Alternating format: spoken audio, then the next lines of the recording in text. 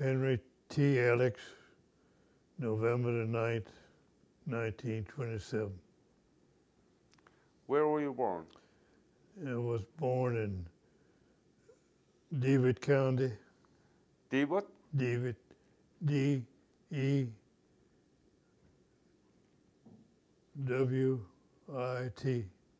DeWitt. Dewitt, Uh-huh. and you're close to Yorktown, Texas. Uh-huh. Tell me about your family when you were growing up, your parents, your siblings, anything that you want to share with us about your family. Well, I was growing up on a farm, and I went to school,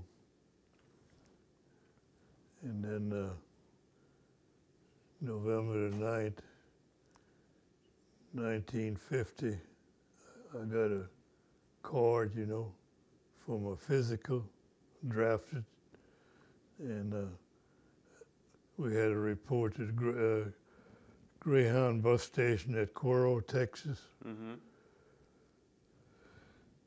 And we went to San Antonio and had physical. I passed. And then about 60 days, November, wait a minute, let me back up on it. February 51, I got an induction card. I had a report, San Antonio, Fort Sam Houston. Mm-hmm. And then I was, they gave us shots and what have you, physical again.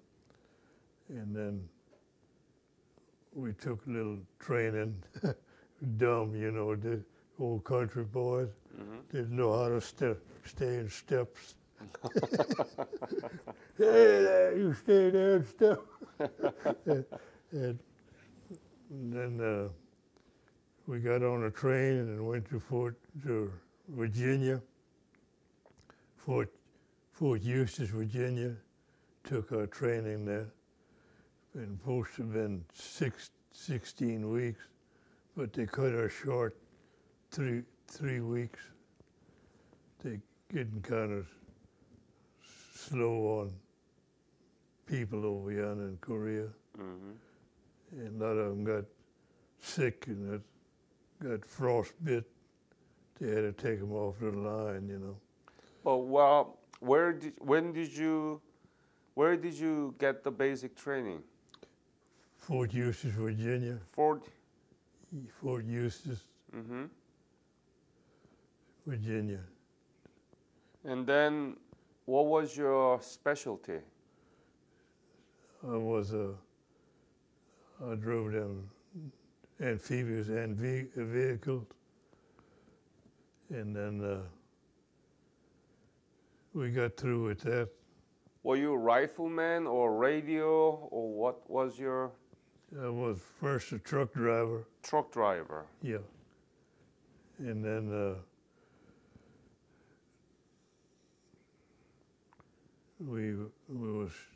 gave us about 20 days home and gave us traveling money, a traveling check, And then we had to report to Seattle, Washington. Uh-huh.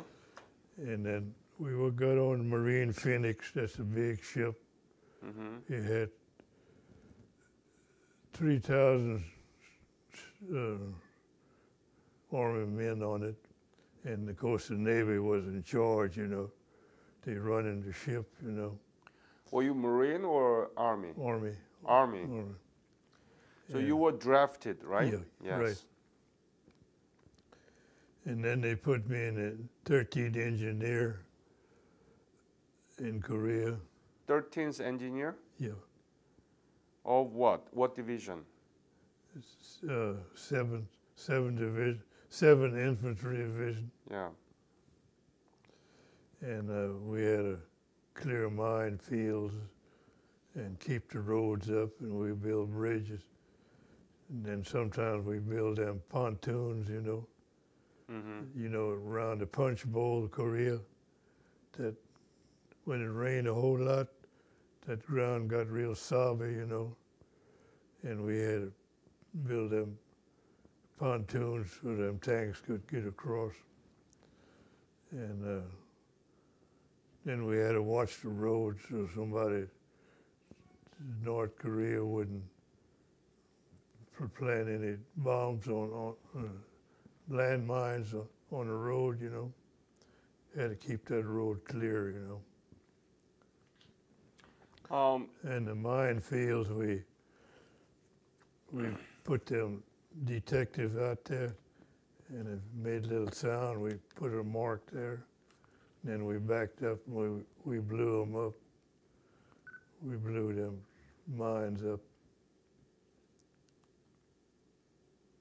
Go ahead. And we had to pull machine gun duty sometimes, watch them bridges, you know. And sometimes was guard duty in a big motor pool. We had all them vehicles. When did you graduate high school? I went to the 11th grade. 11th grade? Yeah. Mm-hmm. And did you know anything about Korea before you left for Korea? No, they didn't say nothing. Didn't tell us nothing.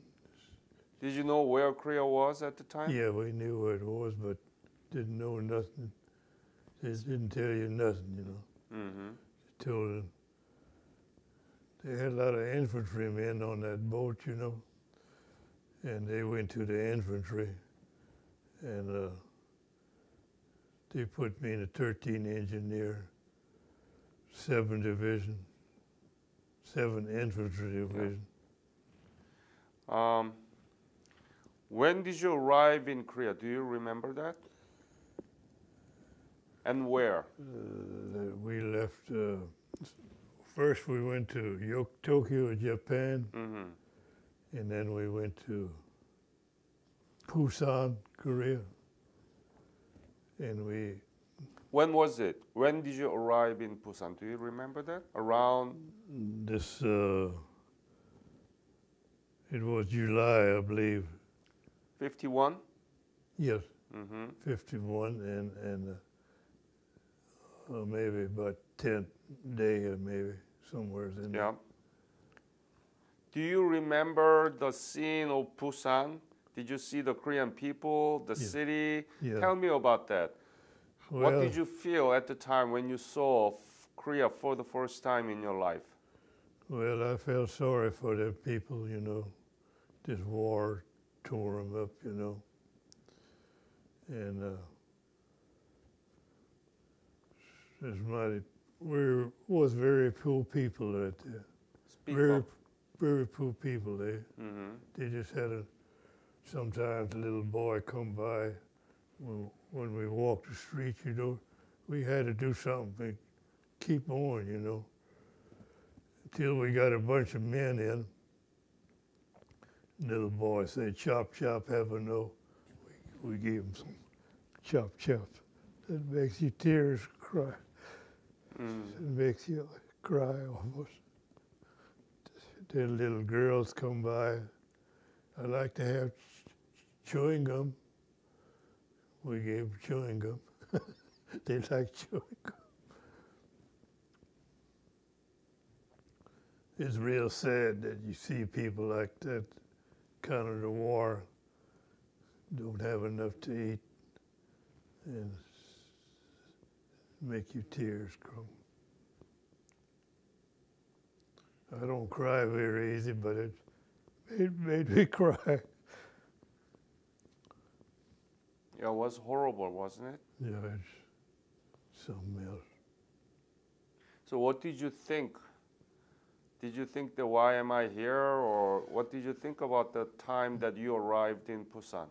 No, I thought they might need me somewhere, you know, till they get me assigned to a company, you know, what my job supposed to be, you know. Repo Depot? Huh? Repo Depot? Yeah. Yeah. And we went up there, and first I drove a truck a little bit, and then they used me for guard duty and machine gun. We was on top of the hill, watching them Where? around the Punch Bowl. Uh-huh. Punch Bowl. So from Busan you went up to Punchbowl yeah, directly? you're right. Uh-huh. Yeah, they were sending us to Busan. Uh-huh. Just to have enough men. We got on one of them big ships, open in front, LST, you know. Yep. They open in front. I think it was about 130 men. They waited till we got a bunch of them together. We went up Punch Bowl and then Tago. I don't know if I'm pronouncing that. Daegu, yes. Tago Valley. Somewhere in there. So you, from Busan, you went up to Daegu and then go up to Punchbowl. Yeah. Yeah, yeah. How was the situation in Punchbowl? And Well, when you arrived for the first time? well, we had to build them roads, you know, and then in the Punch Bowl down it, you know, many years ago, Punch Bowl was a volcano, you know, many thousands of years, and that when it rained quite a bit or snowed, that ground got real savvy. We had to put them pontoons over there so them trucks could get across, you know. And we put them together. Them tracks were about that wide each side. And we done that quite a bit. We had that big old machine. They lift them in there and then pull them together, you know. Was it the Punchbowl was in the middle of intensive combat? No, Well, how was it when you arrived there? well, the Chinese Red, they were on top of the hills, Uh-huh. and you know how Punch Bowl is. It's round, you know. We don't assume that nobody knows about the Punchbowl, so explain this to the audience. I know Punchbowl, but you know, many young children will listen to you, so you need to explain how Punchbowl was, where was it, explain in details, please. Well, it was about in the middle of Korea, I believe, and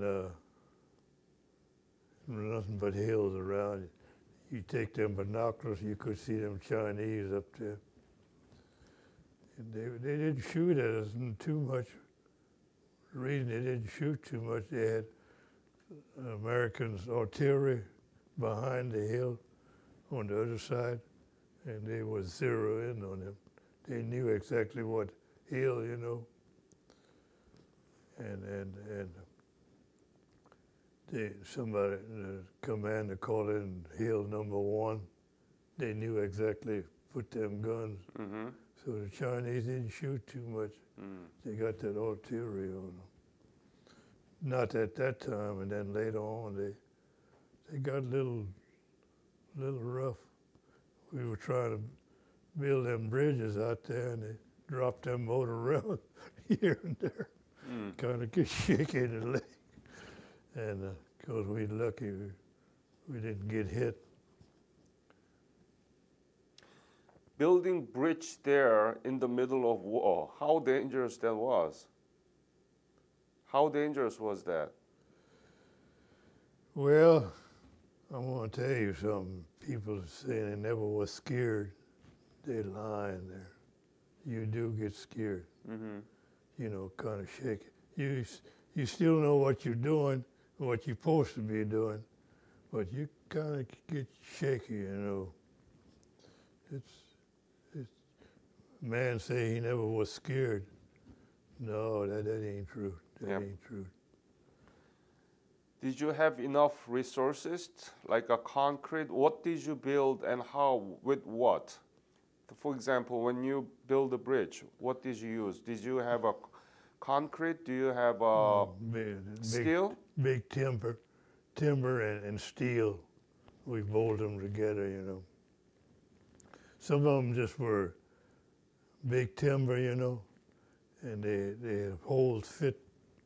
We put a bolt down in I there, see. tightened it up, and then some of them were completely steel, like over a big river, you know, deep river, Mm-hmm. and we bolted them together. They all were fixed together, and that machine would put them heavy beams in there, and we just put them together, you know. So you didn't have any lack of materials to build? No, we You had have a plenty of them plenty. also? Oh yeah, yeah. They want to make sure that they got to the infantry, you know. So some got killed and some got wounded. They want to take them back, you know. Mm-hmm.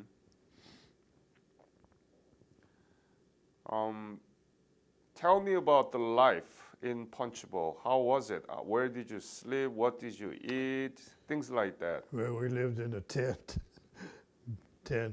with about 10 men, you know, 5 on each side.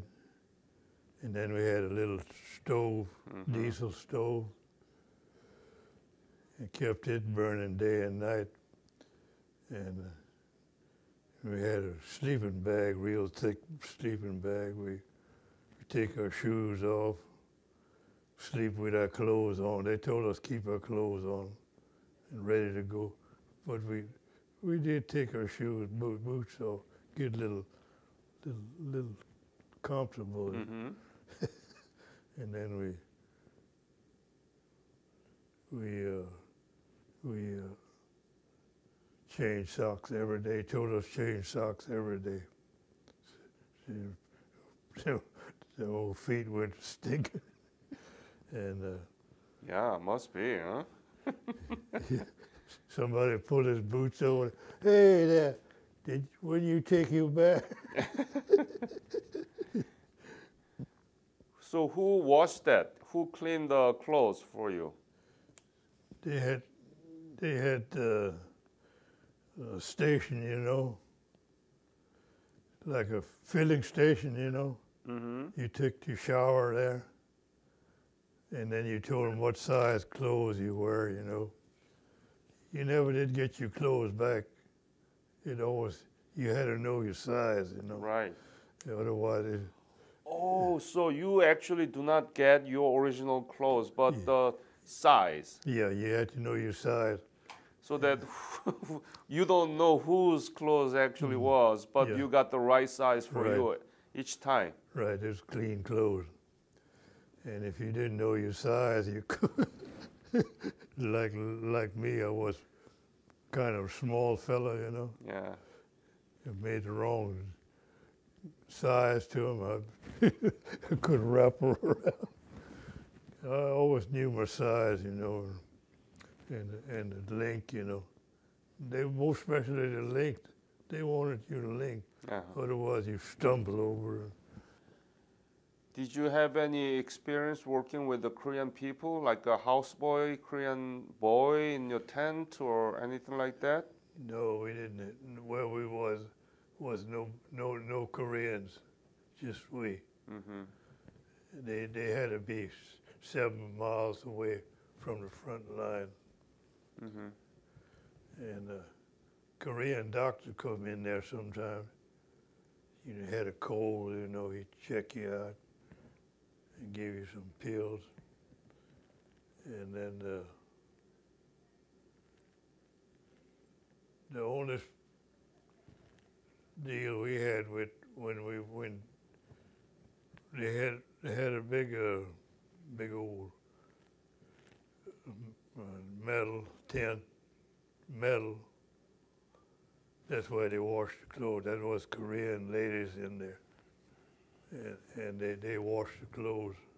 Uh-huh. And we took a shower, and we come up on the other side. There was Korean men. They give you the clothes, you know. You tell them what size Mm-hmm. shirt you wear, what size jacket you wear, Mm-hmm. and they give you all clean clothes. You put them on there. on the other side where you come in, the ladies give you clean clothes. And then on the other side, the men took the dirty clothes. You know. We was naked and didn't have no clothes. You know, they didn't do that in front of the ladies. No good. And you had, I wrote everything down. What kind of jacket, you know, ain't too tight or too loose.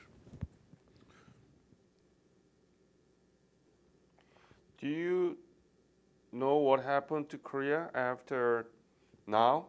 Do you know how developed the Korea is? Yeah. Have you been back to Korea? No. No, but you know that, right? Yeah, I kept up with it pretty good, you know. See, they named some of them places. Daegu and Punch Bowl and Kumbwa Valley. It's a beautiful valley in springtime. It's wintertime, it's snow. Right. Here, I'm going to tell you a story. We was on a patrol one night. Them old Chinese messing around that motor pool, getting pretty close. We heard them. And sound travels real good in nighttime, most especially moonlight. Boy, you can hear them talk with their language was different. And one of them boys said, "What they talking about over there?" I told them, "They talking about you." Scared. It's better you don't know what they're saying.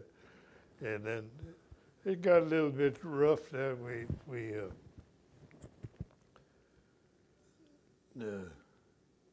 One old boy said, "You know, there's always a joke, somebody joking, you know, a little bit." Well, I believe we all all of us gonna get a wooden overcoat. Nobody didn't say nothing that night. Next morning, we got in a shower line. It was 3 days to give us a warm meal. We had scrambled eggs. They had powdered eggs. They sent over a big old drum, and they watered it down. And we had powdered eggs. You know, that old boy was said that we all gonna get a wooden overcoat. We all looked at him. That's his name right there, Wooden Overcoat. Nickname. That was his nickname. My name was Machine Gun Kelly. And I handled that machine gun pretty good, you know. Not bragging, but I did pretty good. That's how I got my name, Machine Gun Kelly. Thank you very much, Henry. Yeah. Thank you very much for this interview. Okay, thank you. Yeah.